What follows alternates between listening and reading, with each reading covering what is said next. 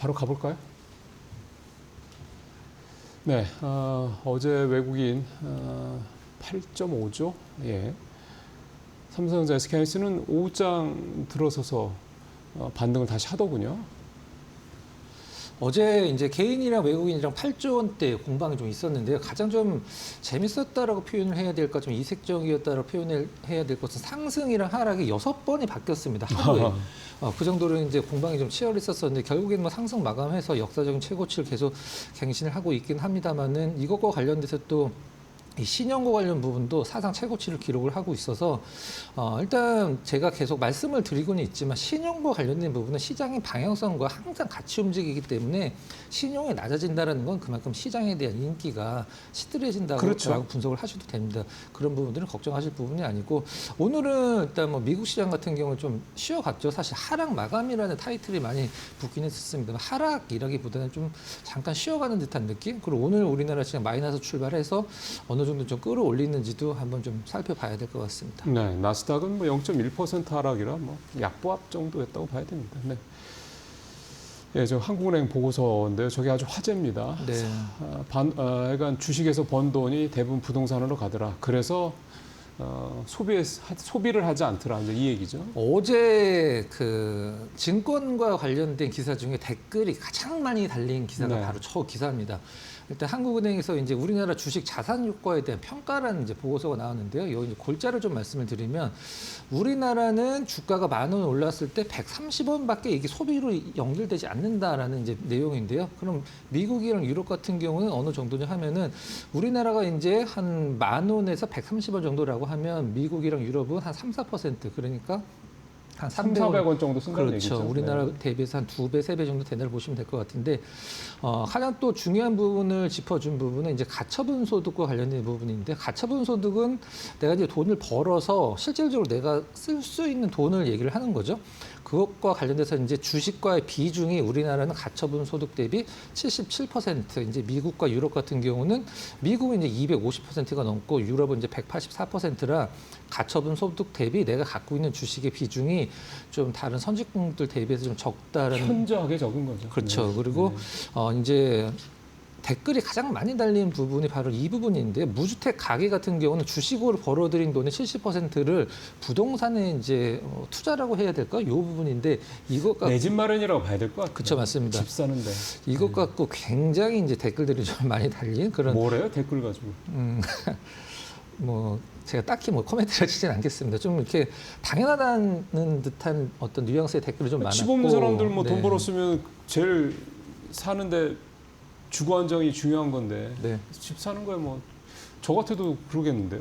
지난해 25년도에 우리나라 가계 총 주식 그 소득이 전년 대비해서 22배가 늘었다고 합니다. 429조 원이가 네, 그렇게 맞습니다. 돼요. 네. 그러니까 물론 이제 그 돈 중에서 이제 무주택자들은 이제 일부겠죠. 네. 그게 뭐 다 부동산으로 갔다 해서 뭐 부동산에 뭐 429조 중에 70% 갔다는 얘기는 아닌데, 네.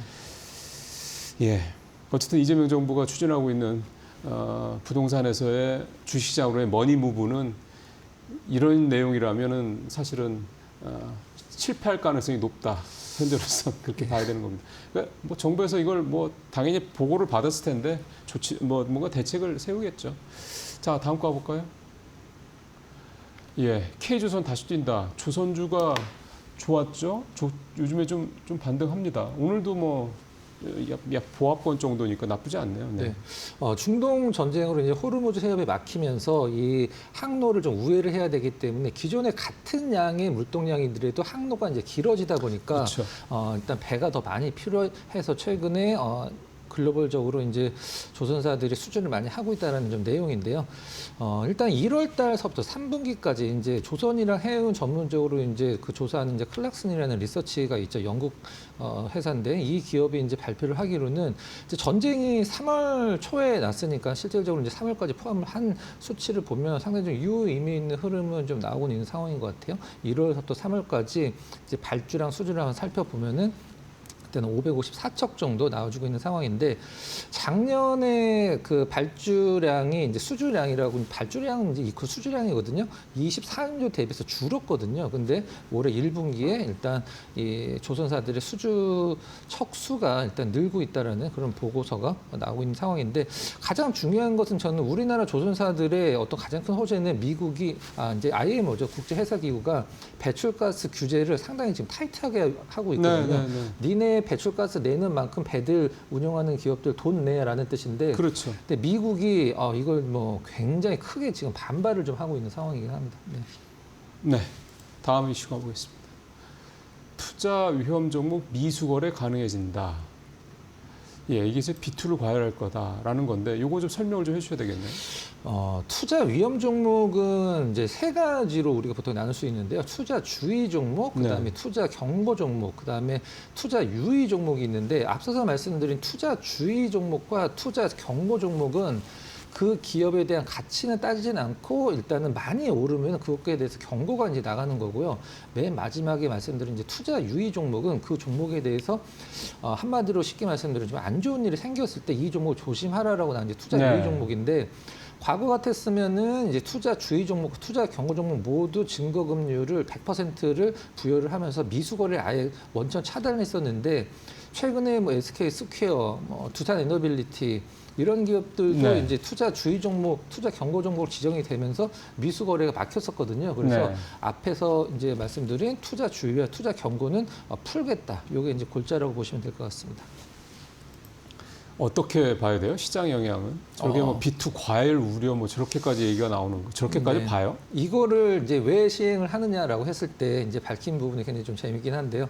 글로벌 스탠다드에 부합하는 선진 자본 시장 환경을 조성하기 위해서다라고 이제 발표를 했는데 저는 뭐 틀린 거라고 생각하지는 않습니다. SK 스퀘어나 두산 에너빌리티 같은 종목군들이 이제 급등했다라고 해서 위험하다라고 볼 수는 없거든요. 근데 그런 것들이 어떤 미수 거래를 막는 미수 거래를 뭐 권해드리는 건 아니긴 합니다만은 뭐 나름대로 유의 종목은 계속적으로 안 된다는 점은 뭐 긍정적으로 볼 수 있다 이렇게 정리를 하면 될 것 같습니다. 예, 오늘 박 의원님 이슈는 SK증권에서 내놓은 삼성전자 50만 원, 하이닉스 300만 원 목표가 이 리포트입니다. 오늘 이거를 좀 브리핑을 좀 해주시겠습니다. 가보시죠.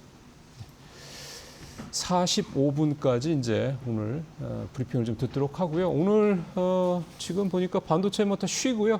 현대차하고 쪽 계열사, 그다음에 로봇, 방산, 바이오, 화장품, 미용기기 요런 섹터들이 오늘 반등을 하고 있는 모습인데 오늘 바이오가 이렇게 좀 전체적으로 반등을 하다 보니까 오늘 코스닥이 코스피보다는 좀 여건이 좀 낫지 않겠냐. 요즘 계속 코스피 위주의 장세였기 때문에 그럴 것 같습니다.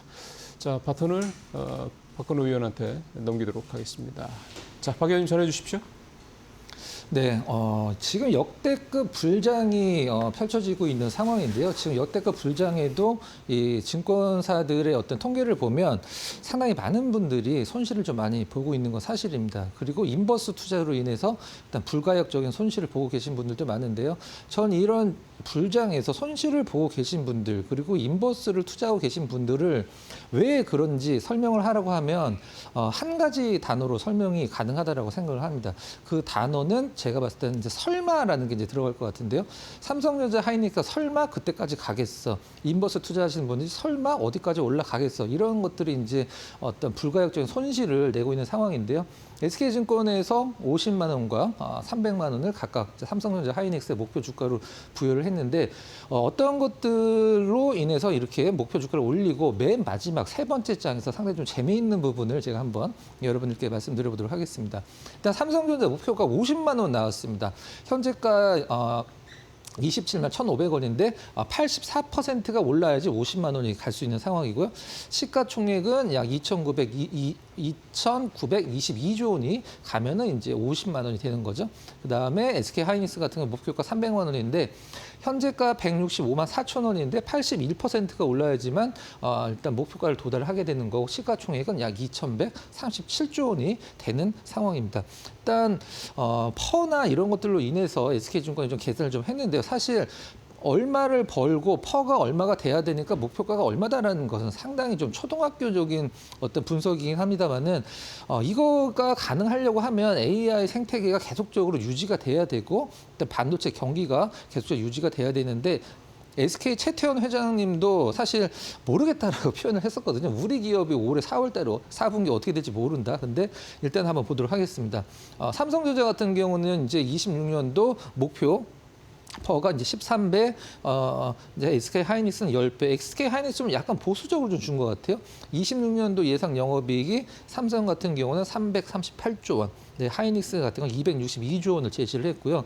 27년도 예상 영업이익은 올해 영업이익 대비해서 이건 뭐 완전히 퀀텀 점프라고 표현할 정도로 굉장히 많이 늘었죠. 494조 원. 376조 원 정도를 벌 것이다라고 이제 SK증권이 좀 제시를 해놨습니다. 일단 이 부분에서 가장 중요한 거, SK증권에서 가장 중요한 타이틀로 삼은 게 바로 이 아랫부분인데요. 주가 고점을 설명하는 것은 퍼다. 이렇게 설명을 했죠. 가장 최근 메모리 랠리의 핵심은 현저한 저평가 인식에서 출발을 하는 것이다. 지금이 SK 하이닉스의 저평가를 탈출을 하는 초입 구간이라고 설명을 좀 해주는 게 이채로운 부분인데요. 업황 강세를 수급의 일시적인 미스매치로 해석하지 않기 시작했다. 이 부분이 사실 가장 포인트입니다. 그러니까 지금 공급과 수요에 의해서 이제 공급이 타이트하다 보니까 가격이 올라서 실적이 좋아지고 주가가 오르는 게 아니다라는 거죠. 실질적으로는 언팍 강세가 실질적으로는 이 어떤 수급과 공급의 미스매치가 아니다. 이 부분을 강조를 또 하고 있는 상황입니다. 다음 장 보도록 하겠습니다. 자, 차트를 두 개를 볼 텐데요. 간단하게만 말씀드리면 이 빨간색은 과거의 반도체의 사이클입니다. 이제 고저차가 상당히 좀 높죠. 이것 때문에 반도체의 어떤 실적이 좋을 때는 굉장히 좋았다가 좀 안 좋을 때는 또 기저효과로 굉장히 안 좋아지고 이것 때문에 삼성전자와 하이닉스의 주가 흐름이 상당히 부침이 심했던 건 사실이긴 하죠. 근데 이게 장기 공급, 우리가 보통 LTA라고 얘기하는 장기 공급을 하게 되면 이 파란색 점선으로 바뀌면서 이 고저차가 한마디로 이제 사이클의 높낮이가 굉장히 줄어들 거다라고 하는 게 바로 SK증권의 보고서의 내용 중에 하나고요. 이제 밑에 부분은 시가총액을 좀 설명을 해놓은 부분입니다. 맨 왼쪽이 삼성전자, 그다음에 하이닉스인데 가장 높은 시가총액 엔비디아, 애플인데 이제 점선으로 되어 있는 부분들은 앞으로 이제 목표 시가총액입니다. 단위는 10억 달러고 2천이기 때문에 한 2조 달러 정도, 삼성전자는 2조 달러를 가야 된다라는 게 SK증권의 어떤 파격이라는 것은 무슨 격식을 이제 깬다는 뜻이잖아요. 기존의 삼성전자, 하이닉스 목표 주가를 파격적으로 전망을 했는데 그렇다라고 하면 삼성전자가 50만 원, 하이닉스가 300만 원 가면 우리나라 지수 얼마나 갈 수 있을까요? 그걸 한번 단순히 계산을 한번 해봤습니다. 다음 장 한번 보면서 말씀을 좀 드려보도록 할게요. 일단 삼성전자 목표가가 50만 원, 하이닉스가 30만 원 가면 목표가 도달할 때까지 늘어나는 시가총액이 지금 현재 삼성전자가 이제 1,587조 원인데 목표가를 가면 시가총액이 1,336조가 늘어납니다. 하이닉스 같은 경우는 현재 1,173조 원인데 목표가 300만 원을 가면 추가 증가되는 시총이 959조가 더 늘어나게 되거든요. 그럼 이걸 갖고 다른 종목군들을 계속적으로 부합을 유지하고 삼성전자, 하이닉스만 목표가를 갔을 때 우리나라 코스피 지수가 얼마나 갔는지 한번 계산을 해보면 자, 두 종목 상승 후에 코스피 전체 시총은 2,295조가 늘어나게 되죠. 이거 두 개를 더한 값입니다.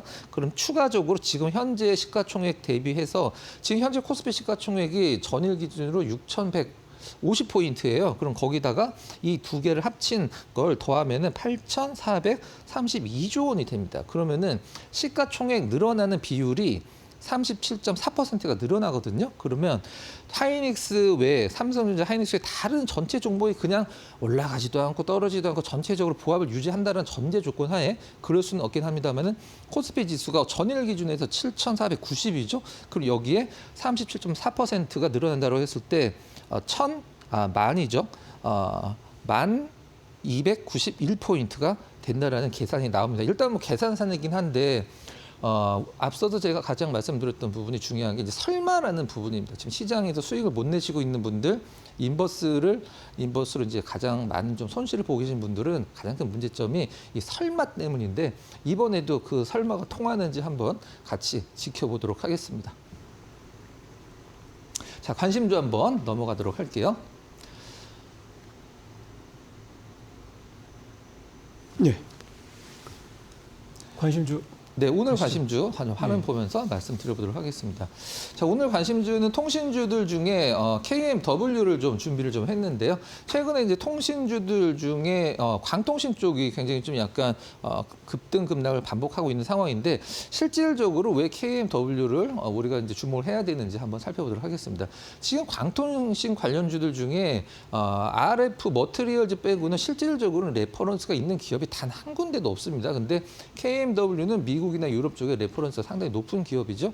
6월 달 이제 주파 경매 개시를 했을 때 국내에서 가장 수혜를 많이 얻을 수 있는 기업 대표적으로 이제 KMW랑 RFHIC를 이제 꼽을 수가 있는데요. 그 중에서 일단 KMW 좀 준비를 했습니다. 간단히 설명드리면 5G, 6G 시장이 광통신 시장보다 훨씬 크다라는 점만 염두에 두시고 차트 잠깐 보면서 좀 말씀드리면 차트는 일단 저점을 좀 높여나가는 흐름이 상당히 좀 유의미한 흐름이고요. 일단 오늘 시장 좀 약간 쉬어가더라도 전고점 돌파한다라고 하면 이제 모멘텀, 기대감보단 실적으로 증명할 수 있는 통신주 중에 하나다. 여기까지만 시간 관계상 좀 간단하게 정리를 해보도록 하겠습니다. 예, 수고하셨습니다. 자, 박근호 위원과 말씀 나눠봤고요. 오늘 전체적으로 상황을 한번 잠시 좀 보도록 하겠습니다.